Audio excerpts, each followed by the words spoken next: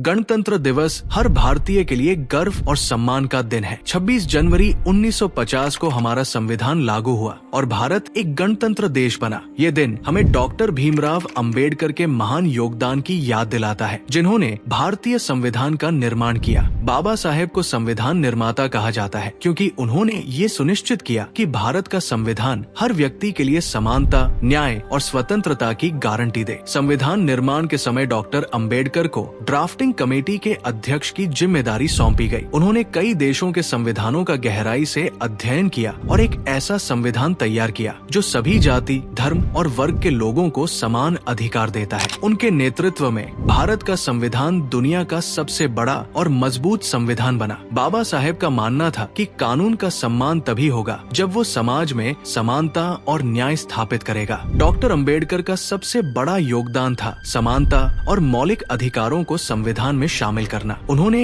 ये सुनिश्चित किया कि हर भारतीय को समानता का अधिकार मिले। इसके साथ ही अभिव्यक्ति की स्वतंत्रता, शोषण के खिलाफ सुरक्षा और धार्मिक स्वतंत्रता जैसे मौलिक अधिकार संविधान में शामिल किए गए। उन्होंने कहा था कि बिना सामाजिक समानता के राजनीतिक स्वतंत्रता का कोई मतलब नहीं है। डॉक्टर अंबेडकर ने दलितों और कमजोर वर्गों के अधिकारों के लिए भी विशेष प्रावधान रखे। उन्होंने आरक्षण की व्यवस्था की ताकि समाज के पिछड़े वर्गों को शिक्षा और नौकरियों में बराबरी का मौका मिले। उनका सपना था कि भारत में हर व्यक्ति को समान अवसर मिले और कोई भी भेदभाव का शिकार न हो। इसके अलावा उन्होंने महिलाओं के अधिकारों की भी वकालत की। उन्होंने कहा था कि किसी समाज की प्रगति उस समाज में महिलाओं की स्थिति से मापी जाती है। उनके प्रयासों की वजह से महिलाओं को शिक्षा, संपत्ति के अधिकार और समाज में समान दर्जा मिला। गणतंत्र दिवस पर डॉक्टर अंबेडकर का योगदान हमें खास तौर पर याद आता है। संसद भवन में उनकी प्रतिमा को श्रद्धांजलि दी जाती है और उनका नाम सम्मान के साथ लिया जाता है। इस दिन हम उनके उस संविधान का जश्न मनाते हैं जिसने हमें समानता,